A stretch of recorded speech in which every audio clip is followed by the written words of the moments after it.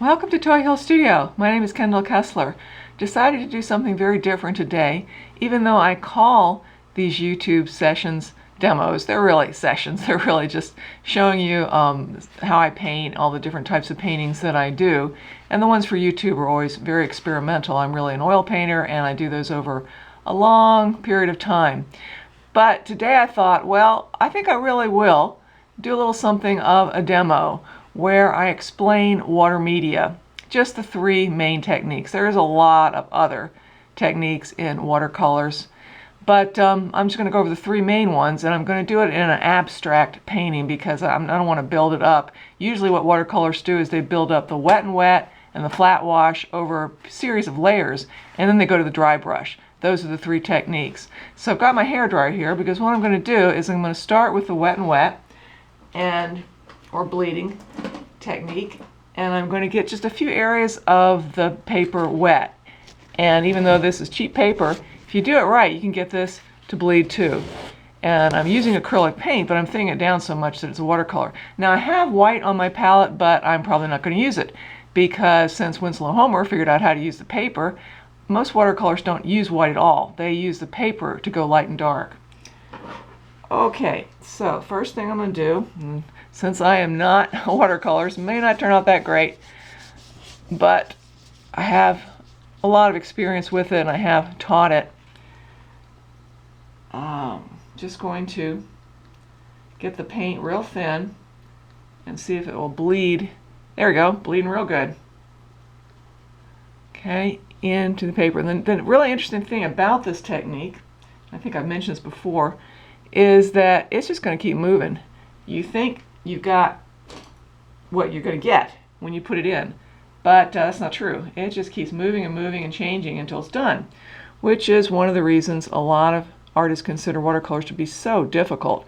Because if you're doing this and you're trying to have a controlled effect, you got to really know your stuff, because it will just keep changing. You got to have all that experience to know just how it's going to change. Okay, I might put a little more yellow into that before it dries, because if it dries, it's not going to do it anymore. And then I'm going to get another area wet and just hope that this dries so I don't have to get out my hairdryer. I've got it right here, but you know, I'd rather not use it. Okay, you can see it's got a little ridge here. I'm just going to take that up. All right, so I've got a bunch of cups of water here, hoping that I can do this without getting everything all muddy. Now I've got to switch to another cup, or I'm going to be using colored water. So I'll put another one here. Put that like that. I have absolutely no idea how this is going to turn out. I decided to be really super experimental. I always am in these YouTubes paintings, but this one I really want to just let it fly. And I may be working afterwards, because even though they are experimental, they're my paintings, and everything I do I consider to be very important to me, and I don't ever want to present something that I don't consider to be good art. So I have, for many of these YouTubes, gone back into them and done things to them because I was not happy with how the painting turned out during the session. Okay, that's making a few edges, but I'm not going to worry about it. Okay, I bet that other one's not dry, but probably getting close to dry. Let's see, I'm going to get some pink in there. See, the problem is I've got to keep thinning out this paint, which is really very thick because it's acrylic paint. And, oh wow, I like what happened there. And it is usually done in a thin layer at the beginning, but then eventually it starts to be like oil paint. But it makes for great watercolors. I know I've said this many times that I really agree with a teacher that told me that, you know, you can use acrylics as a watercolors, the colors, as a water media, because the colors are really stronger. And I agree. I would always prefer, when I do any kind of water media, that to use acrylic. Okay, since I've just gotten those two areas, I'm going to do the flat wash now. And if it goes in and starts messing it up, I ain't going to worry about it. I'm just going to do it anyway. So I've got to make sure my brush is clean here. And a flat wash is where you cover an area with a big bunch of very watery paint and let it go down. Let it just come down, gravity. And it covers the paper. I don't think I have enough water yet, so wait one more second. Like I said, I'm an oil painter, so you know, I know I'm out of practice with water media. Okay, no, didn't do it right. Okay, gotta have more water. More paint, more water. Well, it worked a little bit. Okay, now you see there's a ridge there. So then what happens is the watercolors will pull that down and cover the area that they want to cover in a flat area where the color doesn't change and the value, the lightness or darkness, doesn't change either. Then when, oh, it's going down all the way down. It's all right. When you get to the end of it, you take your brush, do this. Good thing this is an experimental painting, so I'm not worried about it going into there, into the wet and wet area. Okay, I'll put a few more of those. Let's see. I think I'll do the blue-green again. I really always love blue-green. Okay, supposedly people that love blue-green tend to be difficult people. Well, maybe so, maybe not. Who knows if that color theory stuff is correct. Okay, go here. All right, it's not making a very big ridge, but it is making a ridge. And see, this is also part of the expertise of the watercolors, is they have to know just how much paint and how much water is going to cover the area they want. So it takes a tremendous amount of practice, and that is why a lot of artists consider watercolors to be the most difficult medium. And see what's happened up here. I don't know if you've noticed, but it's not what I started with. It's just about dry now, and it's completely different. All right, so to finish off this one, I just take my brush and do this, and then that one's done. All right, now, this is not much of anything to me right now. I don't know if I want to go back into it with these techniques or just get to the dry brush. I think that I might do a little more of the wet and wet, because right now it's just some patches and don't like it at all. But it's not, could it be that at the end? I don't think oh yeah, I did put some red in. Let's see. Okay, let it move around. Now, when I did this with Art Appreciation students, had them try it, they were fascinated because most of them had never really done watercolors the way they're supposed to be done.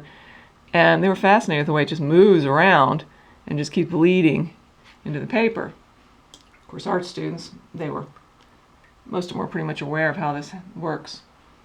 Okay, let's see. I think I'm going to have to get more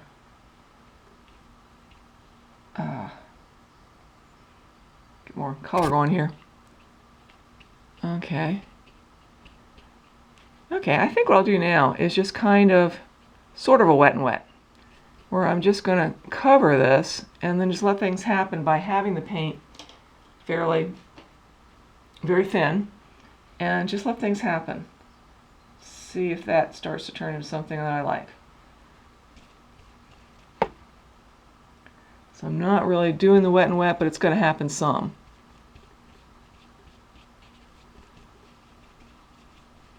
Oh, I forgot to say, if this starts to look like something, I'm going to turn it into something. If you watch my videos, you know that I do lots of different kinds of things, but one of the things I do is what I call my suggestion series, where I just paint, put down some color, and then if it starts to look like something, I turn into that, and oftentimes I will add other things to that. Okay. So far, I'm not at all interested in this.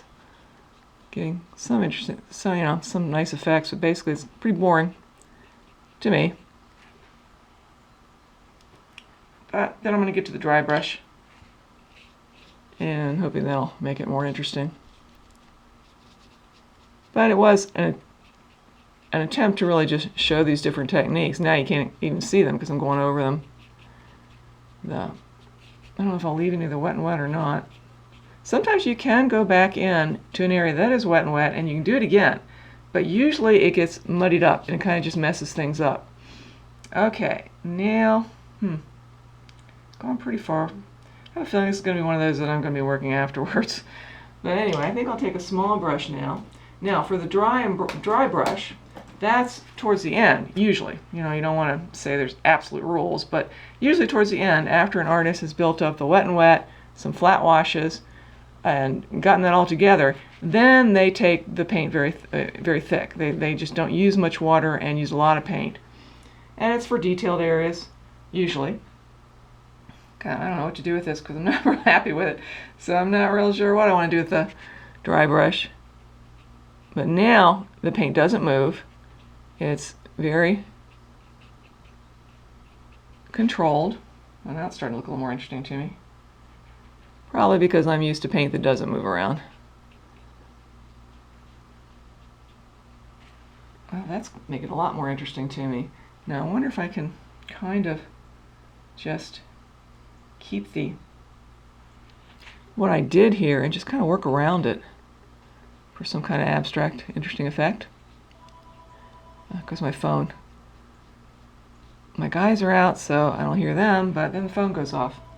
So okay, I don't have time to do this again, so I'm just let it ring. I'm real pleased with how my YouTube channel is growing. You know, it's very important to me to paint. I really do live to paint, but more important is I want people to see it. And I certainly want to have to get more and more patrons, and that's the main reason I'm on YouTube. So please, if you know people that are interested in art, please send them my way, and especially patrons. That would be great. Okay, well, I'm kind of, I'm not really seeing anything, but I really do like that because the little sections I did were just too separate. They weren't working together. So this is making it a lot more interesting with the dry brush. But I kind of wanted to leave those areas in, or at least have them come through. I don't know. Well, so I always say every time, these ones I do for YouTube are such experiments. I mean, I always, when I do my wall paintings, yeah, it's always an experience. It's never just, I know how to paint and I'm painting. It's always learning stuff and doing, and oh, things starting to come out. Okay, now I'm starting to like it. This talking and painting at the same time, can't help but interrupt myself. I'm starting to see some interesting things going on now. And you know, that could easily be turned into a tulip right there. I don't know if I want to do that or not, or just have a very, very soft water media painting. Let's see. It'd be real nice if I could get to a point where I think that this is what I want, because I just have too much to do today. But I will go back into it. Like as I said, I don't ever present anything that I don't think is good.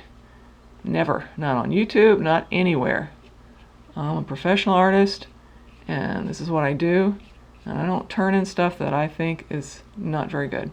Well, now I am starting to like it. Really am. It's kind of like grasses and stuff. I think that I'll keep it as an abstract. What I call my center of my mind paintings, where you either like it because of the way it looks or you don't. But you don't like it because it's a horse, don't like it because it's a horse. I know people have watched me are probably sick of hearing this, but we all have biases about things that we like to see and don't like to see, and we bring those with us when we look at artwork.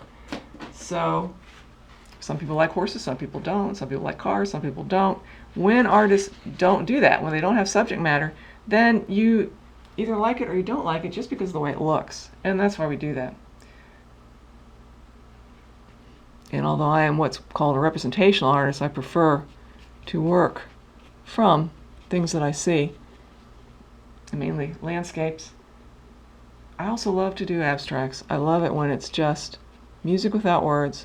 I'm sure you've heard music that you liked, and oh man, this is starting to get good. And there weren't any words, but you still liked it. It's just so much easier to explain it in music. I don't know why.